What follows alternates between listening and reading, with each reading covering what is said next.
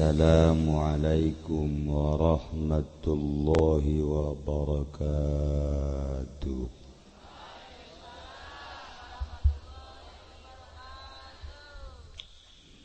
Alhamdulillah, wassalatu wassalamu ala rasulillah wa ala alihi wa sahbihi wa mawala, amma ba'du.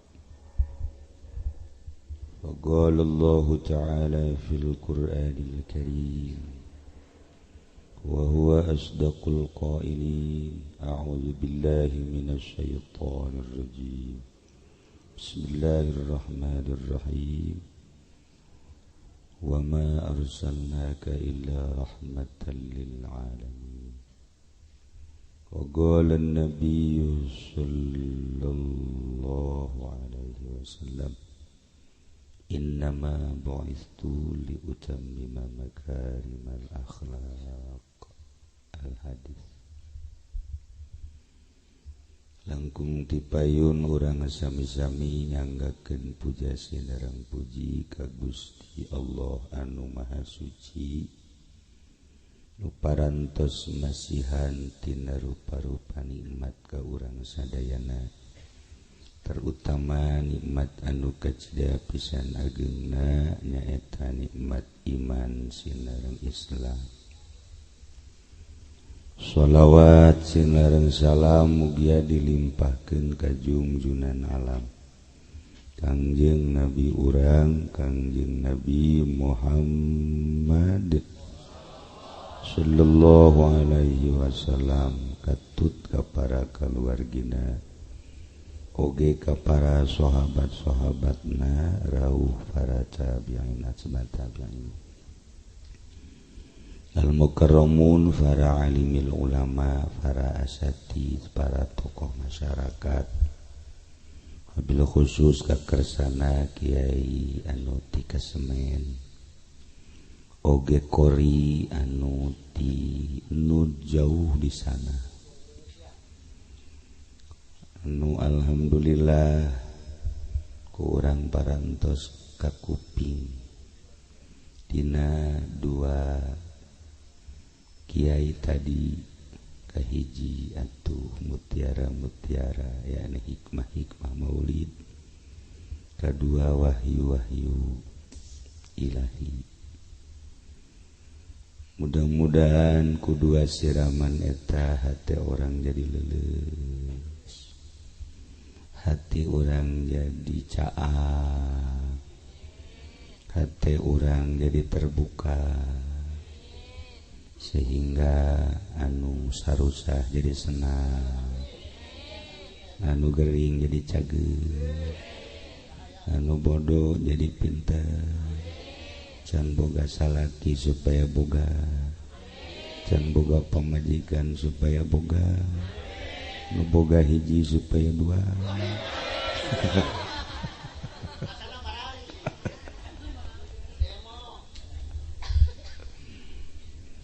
Alhamdulillah lengkap di Cilongok, panitia pembangunan masjid hadir, Pak Camat alhamdulillah eksis terus, wakil makomo jeung sekretaris asal ngambe bae, atuh pokona mah gembel mah eleh. Alhamdulillahirabbil alamin. Putaran di Cilongok maulidan malam ieu putaran ka sabaraha Haji? Kalima.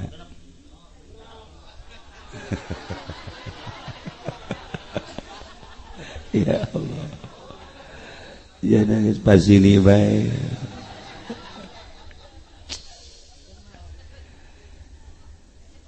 Putaran ka genep umur Kangjeng geus tepikeun ka 40. Kangjeng geus diangkat jadi nabi, diangkat jadi rasul, dibere wahyu, geus jelas kanabian Kangjeng karasulan Kangjeng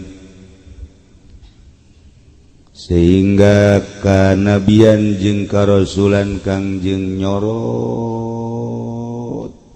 ka mancanagara boro-boro negara-negara anu bagus Cilongok ge kasorot musola di Cilongok ieu kasorot di dieu mencil Jokowi mah teu nyahoan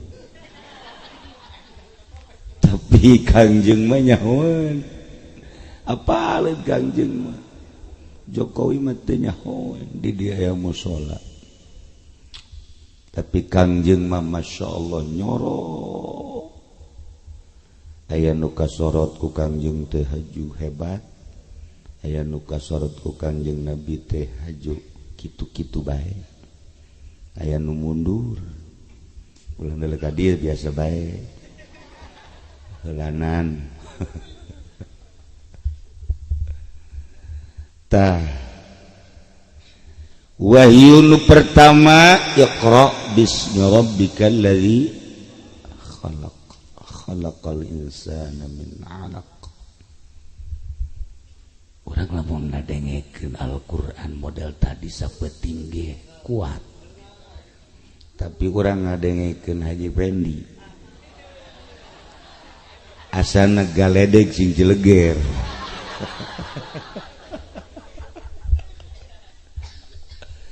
suarana kudu diasupan pentil kadu heula wahyu timimiti lirikna makharijul hurufna ku urang encan kana ganjaranana geus geunaheun nyanyi mah sorangan teu geunaheun maca Quran mah sorangan nikmat Quran mah poha batak Kangjeng Nabi teh sakumaha kamari dicaritakeun al-ummi ummi teh hartina lain bodoh teu pernah maca tapi bisa teu pernah nulis tapi bukti ummi buktina wahyu Allah Al-Qur'anul Karim nah ieu Al-Qur'an teh wahyu dibaca hiji huruf ku urang teh meunang ganjaranna 10 mun ngarti kana maknana dibayar 70 lamun ngarti kana rahasiana geus teu kudu nyaritakeun ganjaranna tungguan di sorga atuh boro-boro dibaca kudu ikhlas dibaca ku santri bae qala Yusuf kebo ngahaneng kebo ngahaneng diusapan ge kieu cicing banongeng malah asal nyaho carana ngan moal dibere bahaya tuh Masya Allah nu mantak begitu Abu Jahal ngadenge bahwa Muhammad dibere wahyu kagetnya pas kaget kos kumaha eta wahyu dibacakeun lah cek Abu Jahal janji bisa kos itu bisa ini kos kitu mah coba Abu Jahal dengekeun ku sia malah mah hebatan wae dongeng naon eta wahyu Abu Jahal yang mana ceritakeun gajah coba ditarik ku Abu Jahal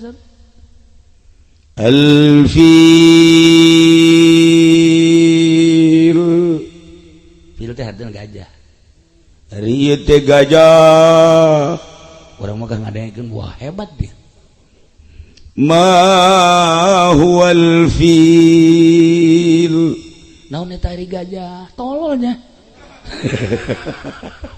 tuku basia bae in huwa illal khurtumut tawil ari gajah mah deui wal titulalena nu panjang Abu Jahal turun ulah nyaritakeun kos kitu gajah dicarita-caritakeun kok Haji Bahri mah nyaritakeun jahe aya tadina wahyuna ya Wah dibacakan lah kadinya karunya Haji Bahari. Nah iyalah ieu wahyu nomor kahiji adalah Al-Qur'anul Karim. Dileletik kurang dipagahan huruf hijaiyah terus disambung-sambungkeun terus bisa kabaca. Sanggeus kabaca kurang diamalkeun teu karasa ayeuna mah kayak geus maot tah geus maot. Geus gujur ngaler di jero kuburan. Tataban geus dipasangkeun. Pipin wa aslina urang kieu. Nusok dipoles-poles teh ayeuna. Namun salah moles haju kos dutas ditinjuan teh. Engke makan ditempelkeun kana tanah. Minha khalaqnakum. Asal tina tanah.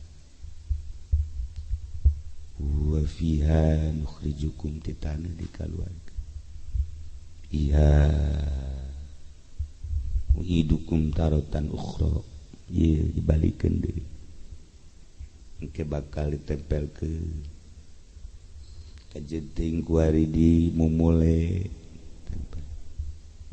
Nah, engke geus ditutupan ku taneuh kabeh. Teu saha teu saha.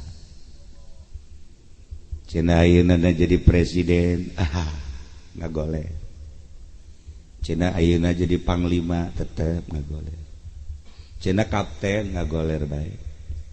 Geus puguh kiai mah emang tikeur hirupna ge sadarnya nama bakal ngagoler. Haji Pendi kuari keneh ge digolerkeun bae hayu. Mending kubur hirup-hirupnya nama geus. Tah ngagoler. Eta nu bakal datang kan Al-Qur'an. Bakal datang. Assalamualaikum. Waalaikumsalam. Saha abdi tabarak. Masya Allah. Nusuk dibaca memeh saret ya. Tabarakalladzi biyadihil mulku wa huwa ala kulli syai'in qadir. Alladzi khalaqal mauta wal hayata liyabluwakum ayyukum ahsanu amala. Wa huwal azizul ghafur. Ya abdi nusuk dibaca teh ya. Tenang Haji Pendi. Ulah sieun. Kula bakal terus gabaturan Mang Haji. Ulasin ke aya malaikat nu nanya lah kecil tama tuh kan ngelain kan ini mah sok berapa ya karasa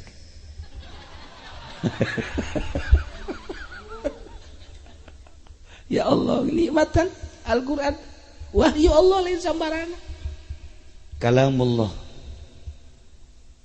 kalam Allah lain kalam manusia al-muta'abbadu bitilawati anu dianggap ibadah dibacana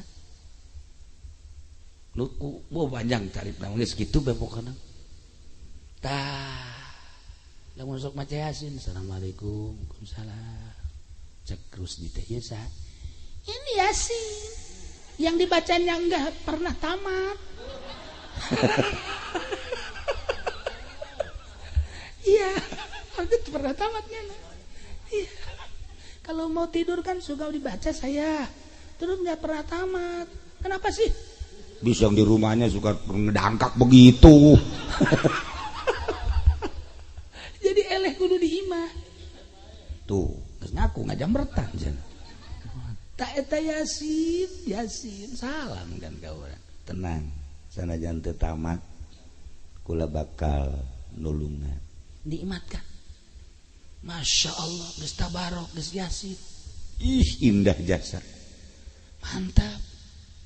Tadi mantap meme sare teh wayahna tabarok ulah loba-loba 100 kali. Tuh, Haji Bahari ge. Masya Allah 100 kali.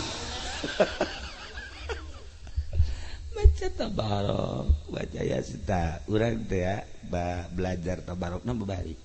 Baca Yasin babari ngamalkeun anu hese dik sare teh agala wudu mana aya di Cilongok nu dik sare ngala wudu atuh babanyog henteu atuh komo aju pamajikan teu make calana geus langsung bae tapi lain Cilongok ieu Cilongok Gandu Oh, jogan dicolong ieu mah leuwih.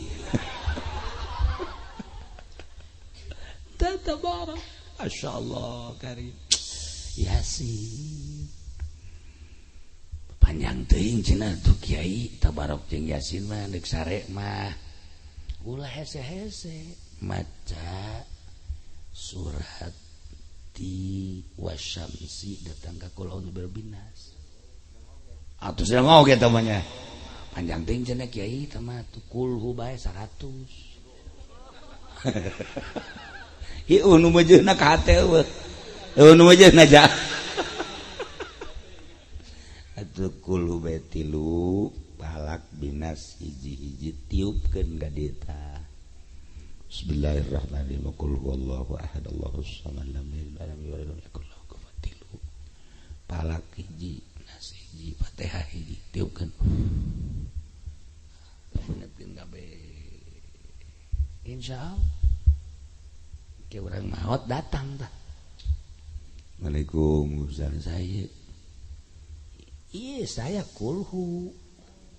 Ngan sok dibaca memeh sare teh. Anu macana tilok tamat. Tilu ge tilok tamat. Lah ieu lah. Parah. Urang lamun maca kulhu tilu sarua jeung saquran. Tilu kulhu sarua jeung tamat Quran.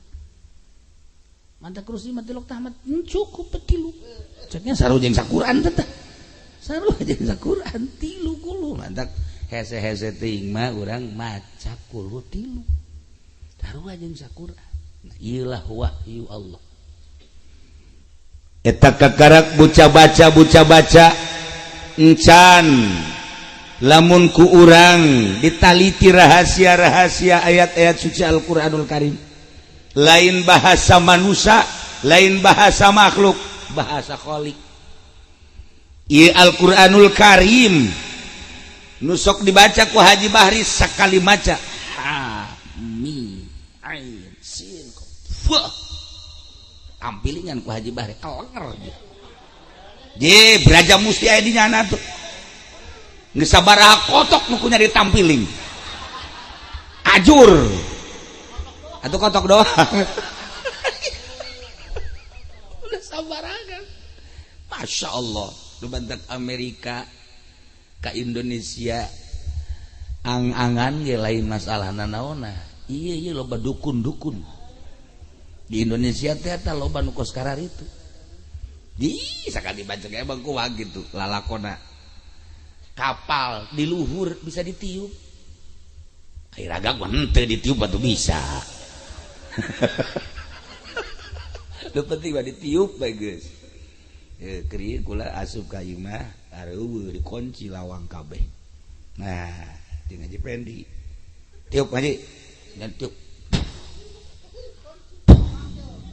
Maksudna naon? Kena kabuka tiup. Ditiupan bae ku nyana. Malah mah barang aya kuncina teu asup urut niupan nyana. Parah jasa cenah tiupanana atuh lain dibacaan heula.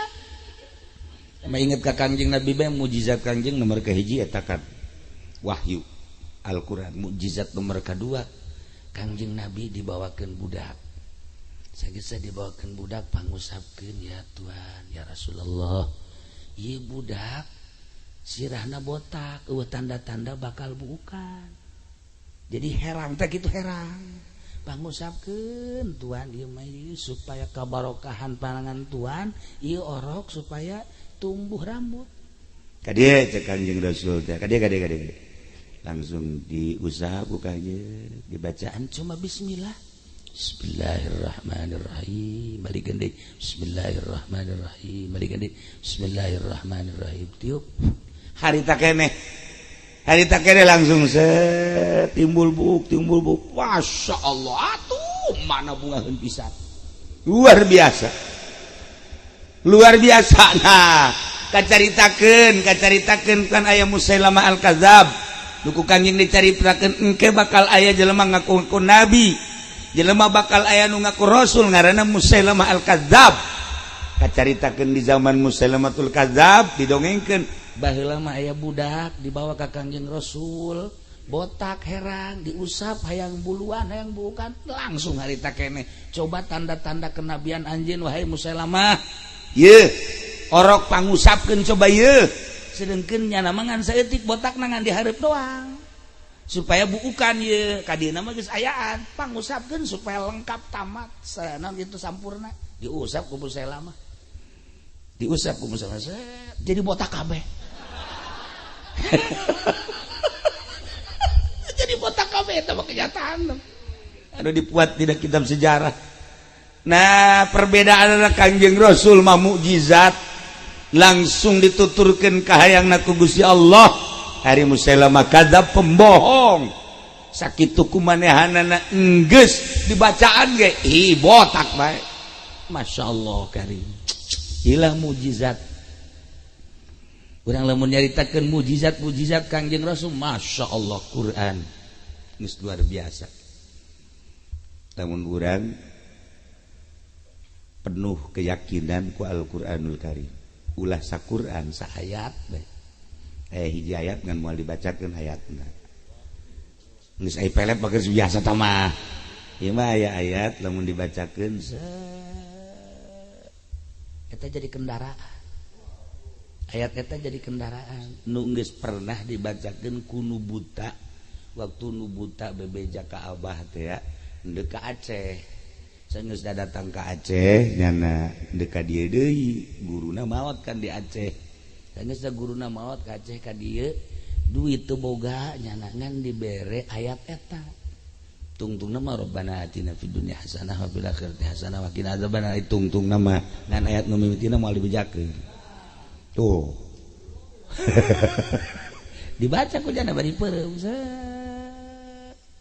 ngomong tah kendaraan ngomong datangkeun ka mana Tangerang gitu Tangerang ka mana Al-Ittihad nya kan buta Al-Ittihad masjid datang plek eta ayat eta kehebatan mukjizat teh modal kos kitu ya Allah ya Rabbi iku hari urang kehebatan ayat wa ma arsalnaka illa rahmatan lil alamin bae jelema karumpul ka eta kan ngagedekeun ayat wa ma arsalnaka illa rahmatan lil alamin wow di Samsu bala ya di jero wa ma arsalnaka illa rahmatan geus pugu cau di dieu atuh Haji Masuri makan ti beurang keneh geus sabaraha meureun di dieu cau Haji Bahri sagala rupa geus kadeuleuan poe itu ieu mah kamangkaraan malah mah ieu wa ma arsalnaka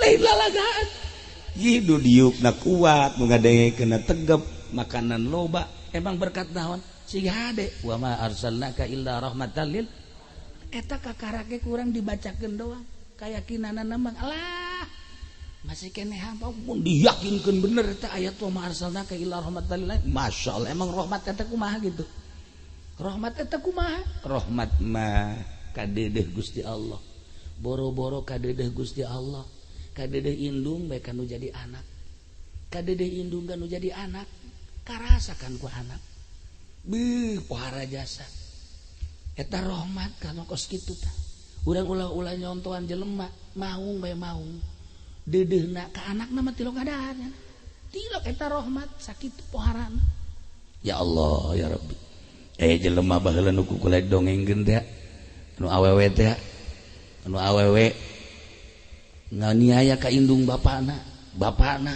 dianiaya indungna dianiaya bahkan terakhir sanggeusna dianiaya dicarekanan bae dipentaan bae dibeakeun hartana terakhir kan diracun indungna diracun sanggeusna diracun ngagoler kan di rumah sakit setelah di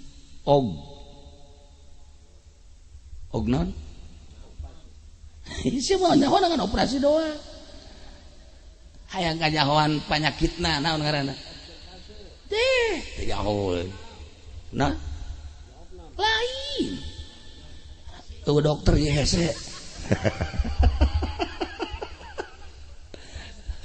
ai di ronsen diagnosa dan siap pinter sakitu mah cicing di titik sisi aing kudu pinter abe babarina nya aing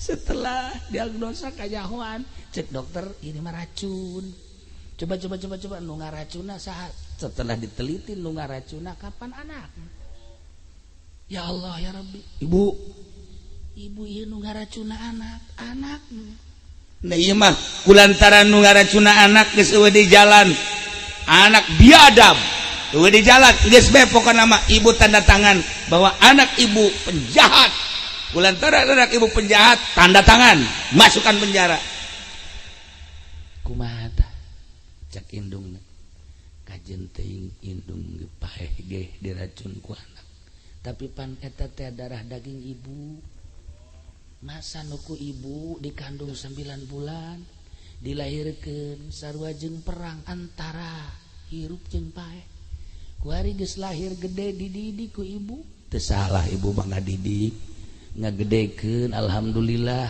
tapi nyana balasanana seperti kitu kajen tapi tetep anak ibu nu dimaksud ieu kunaon anak mah wanieun kakolot nganiaya anak mah wanieun nyarekan kakolot anak mah wanieun jahat kakolot tapi kolot mah geus dijahatan ge tetep bae masih kena deudeuh kurang kumaha jahatna Haji Masuri kanu jadi kolot atuh tapi kolot mah maka deudeuh bae mantak jadi jelema bae nya ge setengah jelema lah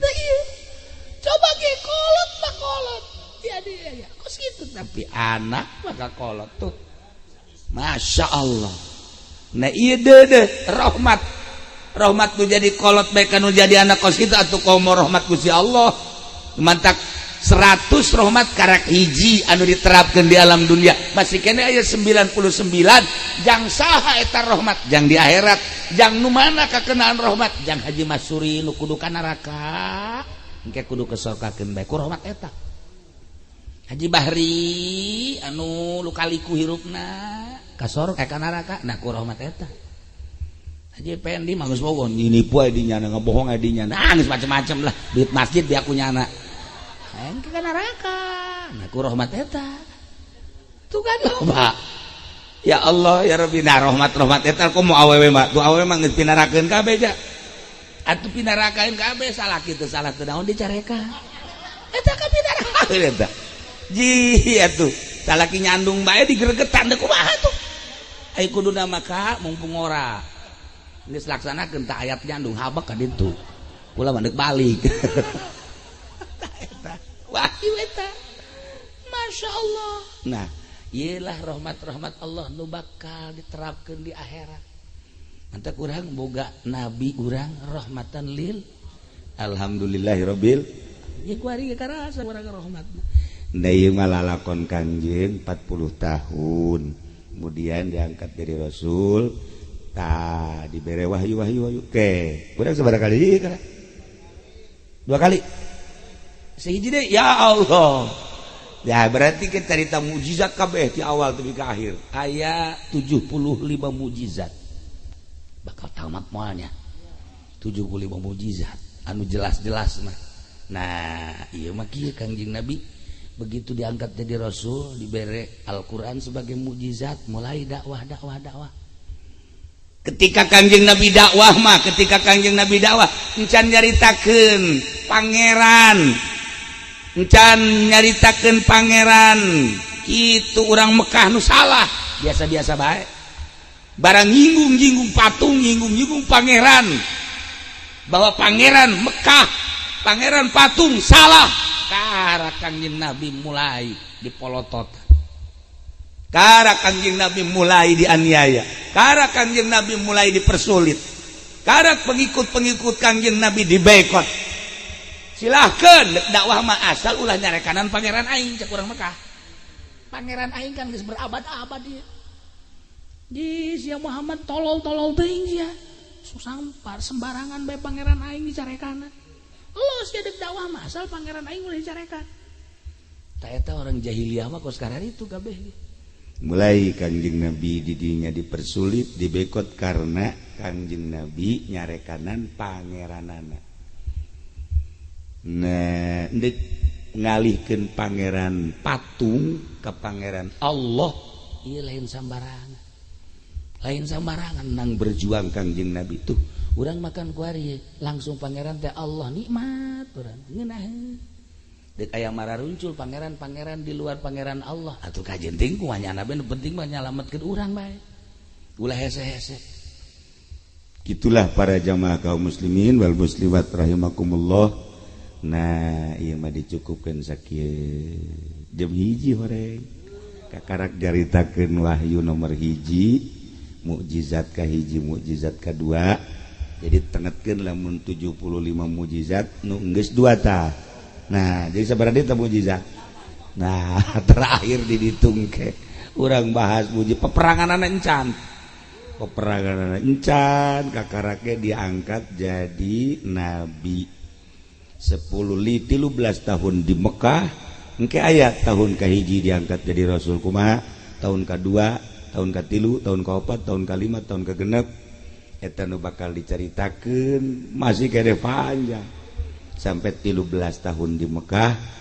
Kejadian-kejadian naon putri Kangjeng Rasul sabaraha waktu di Mekah, kemudian mautna Siti Khadijah tahun sabaraha, maut Abi Thalib tahun sabaraha, hijrah Kangjeng Nabi dan lain-lain sebagainya. Asana mal tamat maju geus kajennya atuh dicukupkeun sakieu. Urang ngadoa ka Gusti mudah-mudahan urang kasorot ku rahmat Allah, kahujanan ku rahmat Kangjeng Nabi sehingga dosa-dosa orang dihampura, kasalahan-kasalahan orang dihampura, sanajan orang sok marah kasalaki-salaki mudah-mudahan ngampura, sapangajikan sok nyarekanan kasalaki mudah-mudahan salakina gede hampura sehingga kusilih hampura di akhirat orang selamat. Allahumma shalli wa sallim ala sayyidina Muhammadin fil awwalin wal akhirin, barik wa sallim wa radhiyallahu ta'ala an sadatina ashabi sayyidina Rasulillah ajma'in. Ya Allah ya Rabbal Alamin, Allahumma arham ummat Sayyidina Muhammad, Allahumma adbur ummat Sayyidina Muhammad, Allahumma aslih ummat Sayyidina Muhammad, Allahumma farrijan ummat Sayyidina Muhammadin sallallahu alaihi wasallam, Allahumma anfa'na bima 'allamtana wa 'allimna ma yanfa'una wa zidna ilman wa yaqinan wa zidna ilman wa yaqinan wa zidna ilman wa yaqinan walhamdulillahi ala kulli hal wa na'udzu billahi min kulli hali ahli an-nar. ربنا تقبل منا إنك أنت السميع العليم وتب علينا إنك أنت التواب الرحيم صل وسلم على جميع الأنبياء والمرسلين والحمد لله رب العالمين والله الموفق إلى أقوم الطريق والسلام عليكم ورحمة الله وبركاته.